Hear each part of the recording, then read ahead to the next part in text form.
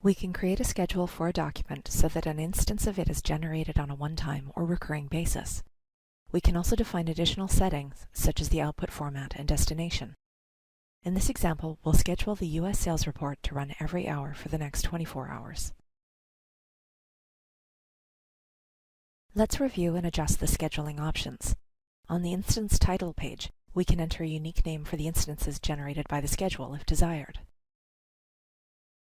On the recurrence page, we can specify how often the schedule runs. By default, the document runs once at the current time. Let's change the recurrence to run hourly on the half hour for the next day.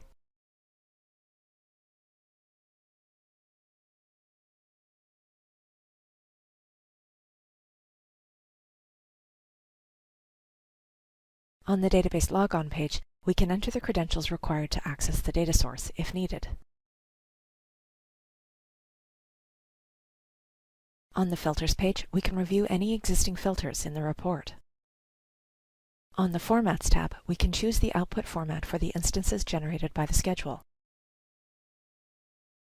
Note that we can select one of many different formats. On the Destinations tab, we can choose where the generated instances will be located. Note that we can choose to have the instances generated in the default location or sent to a BI inbox, an email message, an FTP server, or a file system. On the Print Settings page, we can choose how the finished report will be printed. On the Events page, we can choose events that can be used to trigger a new instance of the document if appropriate. On the Schedule Server Group page, we can specify which servers are used for the report for load balancing.